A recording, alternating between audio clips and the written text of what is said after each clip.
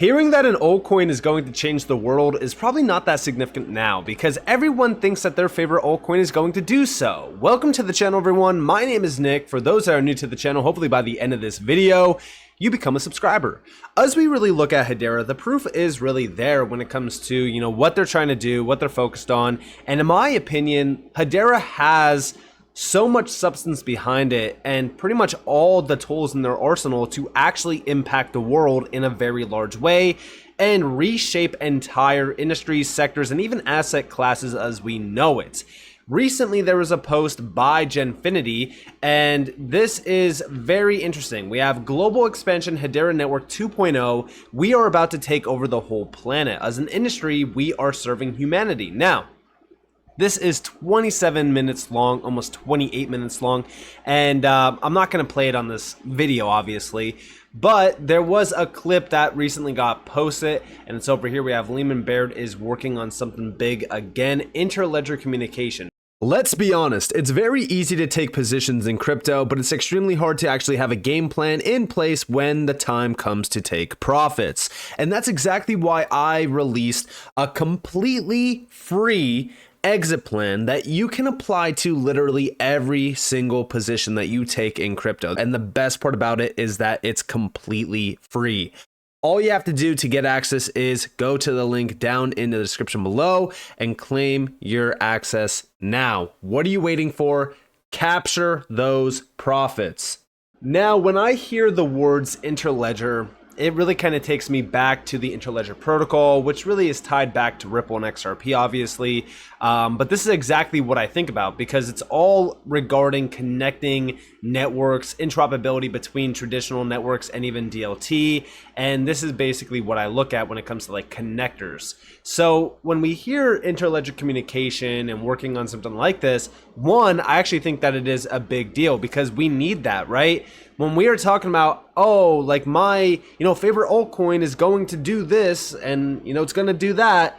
Well, okay, that's great, but how is it going to interconnect with those traditional networks? And I think that that's what Hedera is really kind of focused on right now because they have all of these great enterprises on board. They have all of these great use cases brewing on the network. And now it's time to truly interconnect everything and really kind of tie it all together. Now, listen closely to this minute-long video. It's a minute and like 13 seconds. Listen closely to what they are focused on. Is that Eric? Yeah. Interledger communication.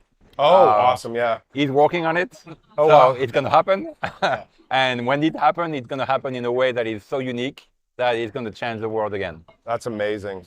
Actual interoperability. Yep. Man. No, look, I would piggyback on what Eric was saying. What's interesting is that, the industry as a whole has always understood that some type of interledger communication or, some type of integration across chains is important. But now what we're seeing is that with real world assets being tokenized and coming on chain in a meaningful way for the first time, the importance is really going up. The ability to have these assets and move them where you want them to be is going to increase in importance. And people for the first time are really beginning to focus on this problem. And, Lehman has some designs on some very cool stuff that will help us lead in that area as well. That's fantastic.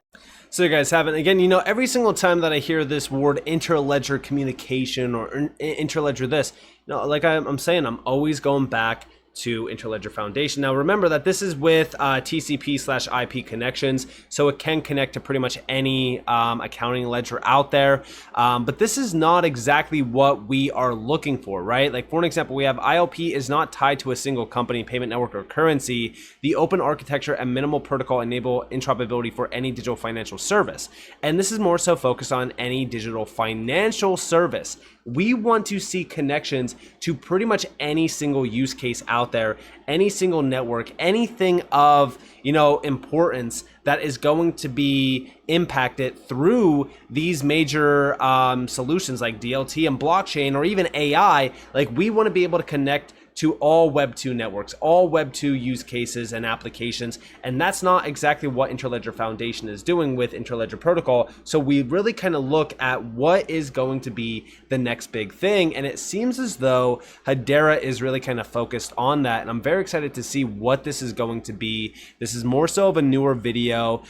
Big shout out to Genfinity for this. Big shout out to Real DMNMNN for this as well. But regardless, you know, we know that there is some interoperability solutions already on Hedera. For an example, this is Hashport, and we have the interoperable future as digital asset markets continue to rapidly expand. Interoperability between distributed networks is becoming of greater and greater importance. Now, remember, this is more so focused on distributed networks, Web3 mainly. We still need that connection between Web 2 and Web 3. And, you know, yes, we can look for quant, right? Like, for example, even over here on Hashport's website, we could see all the networks tied to this, but these are just Web 3 networks. We're not talking about, you know, Web 2.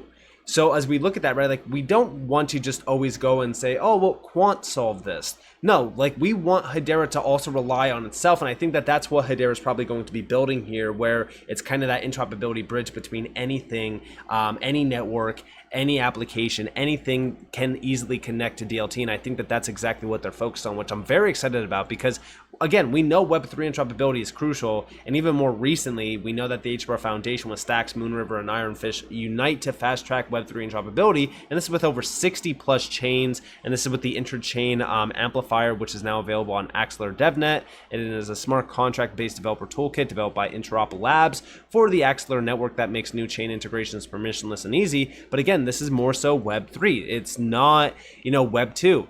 And you know, obviously we know that some Web 2 giants are already here. We know that BlackRock is really kind of looking at this space and saying, like, how can we embrace this tech? We know JP Morgan has been around for a while, Bank of America, all these major banks.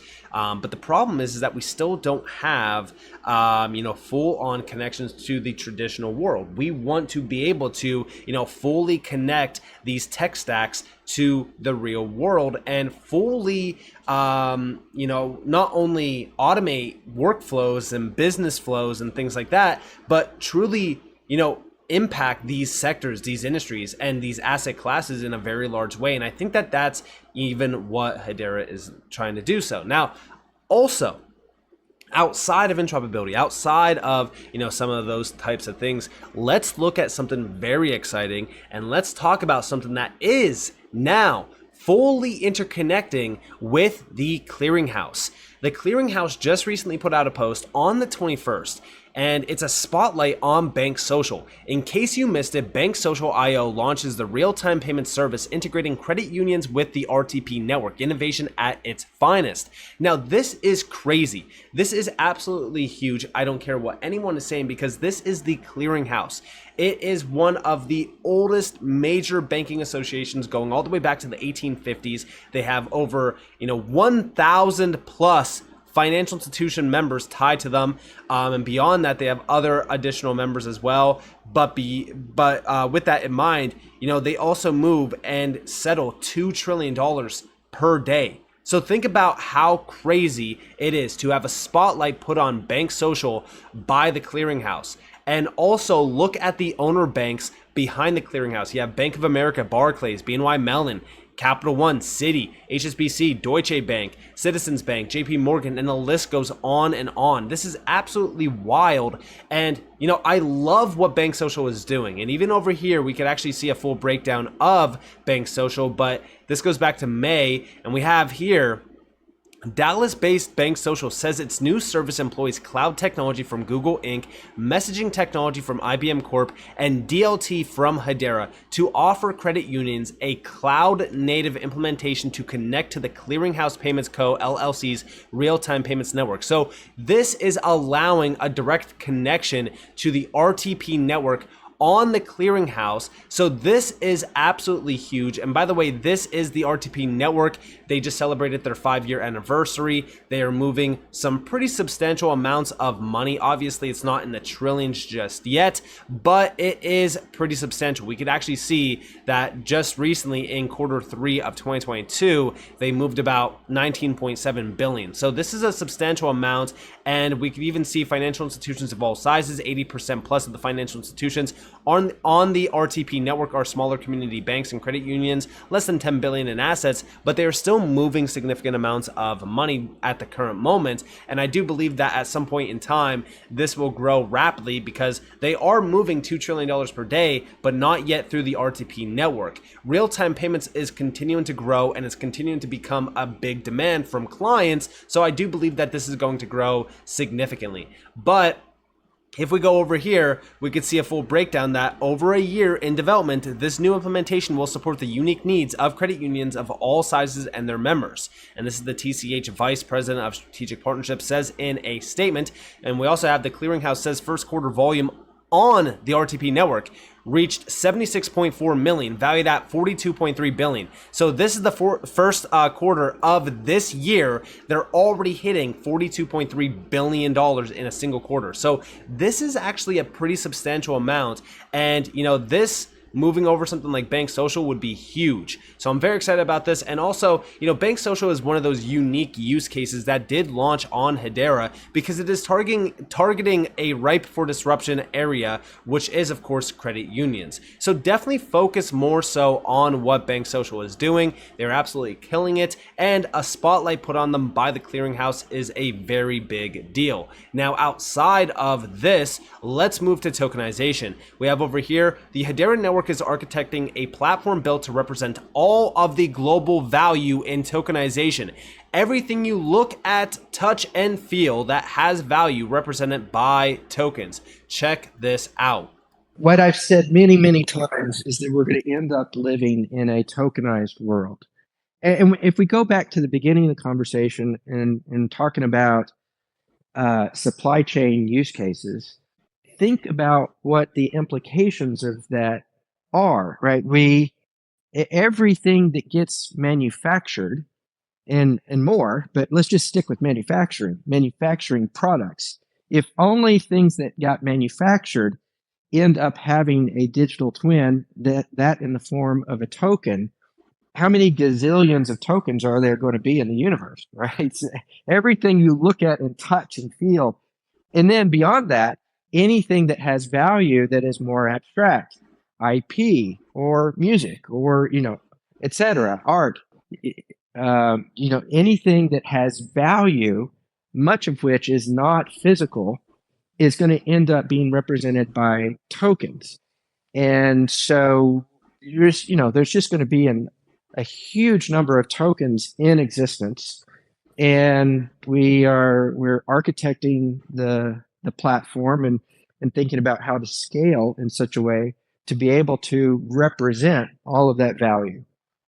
So they are truly talking about tokenization. They are truly trying to embrace everything and making sure that they have that, you know, full-on platform, that infrastructure layer created to handle this. And I do believe that they are one of a few that will be able to do so, considering the fact that we know that going all the way back to 2020 with the first white paper, in that white paper, they said that throughput on Hedera can reach up to 500,000 transactions per second in a single region. That is a single node on the actual network.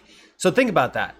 Hedera is infinitely scalable in terms of TPS demand. So Hedera is one of a very few networks in this space that could handle this type of demand. And I'm very excited to see all of this really kind of converging all at once over the course of the next couple of years. Like, listen, I know that we're looking at cycles right now, and, you know, it's very exciting to see like Altseasons happening, bull runs, blah, blah, blah, whatever. But in the long-term span, if you are in this space and, you know, you are very young, regardless of your age, you know, if you are very young, you need to be taking this space extremely serious. And even if you're not, again, look at this space in the viewpoint of stocks. People invest into stocks because they think that the company is going to be, you know, doing really good. If I'm investing into Tesla, I want to make sure that their balance sheet's strong. I want to make sure that, you know, their revenue is good. But when we're investing into these networks in this space, we're not investing into HBAR because Hedera is just doing good. No, we're investing into HBAR because we, you know, see this as potentially, you know, moving massive amounts of money, per year, or disrupting the manufacturing process or the supply chain, or disrupting stocks. Imagine if stocks all of a sudden become tokenized and HBAR settling all of these things of value. Like, that's what we are looking at, and that's a future that is happening right now, regardless of if you want to believe it or not. We're starting to see the big players opening up the door and saying like, hey, guess what, you are either coming into this house or you will be left out on the street. And that's it. And that's exactly what's happening. Like, you need to innovate or die right now in the financial world, but even in all of these other asset classes, because technology waits for no one. These things, once we start to see the true innovation happen, it's game over. So with that being said, I hope you guys enjoyed this video. If you guys did, definitely leave a like, subscribe, turn notifications on. You guys are more than welcome to follow me on Twitter and join the free Discord down in the description below. And with that being said, guys, this has been Nick. Thanks for watching. Peace out.